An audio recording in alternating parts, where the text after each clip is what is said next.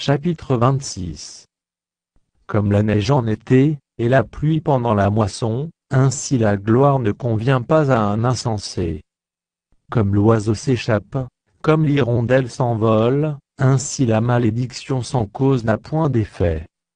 Le fouet est pour le cheval, le mors pour l'âne, et la verge pour le dos des insensés. Ne réponds pas à l'insensé selon sa folie, de peur que tu ne lui ressembles toi-même. Réponds à l'insensé selon sa folie, afin qu'il ne se regarde pas comme sage. Il se coupe les pieds, il boit l'injustice, celui qui donne des messages à un insensé. Comme les jambes du boiteux sont faibles, ainsi est une sentence dans la bouche des insensés. C'est attacher une pierre à la fronde, que d'accorder des honneurs à un insensé. Comme une épine qui se dresse dans la main d'un homme ivre, ainsi est une sentence dans la bouche des insensés. Comme un archer qui blesse tout le monde, ainsi est celui qui prend à gage les insensés et les premiers venus.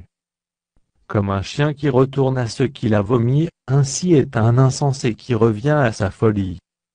Si tu vois un homme qui se croit sage, il y a plus à espérer d'un insensé que de lui.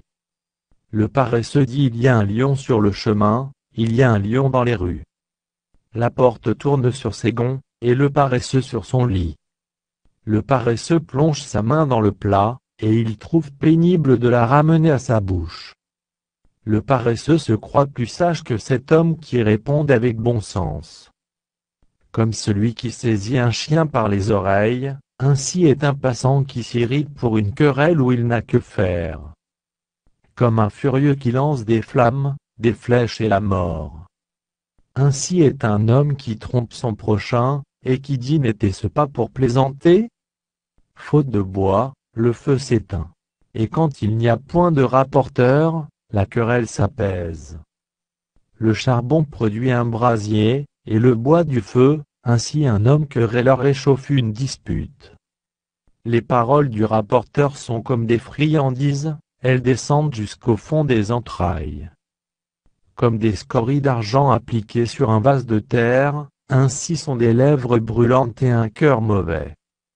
Par ses lèvres celui qui est se déguise, et il met au-dedans de lui la tromperie. Lorsqu'il prend une voix douce, ne le crois pas, car il y a cette abomination dans son cœur. S'il cache sa haine sous la dissimulation, sa méchanceté se révélera dans l'assemblée. Celui qui creuse une fosse y tombe, et la pierre revient sur celui qui la roule. La langue fausse est ce qu'elle écrase, et la bouche flatteuse prépare la ruine.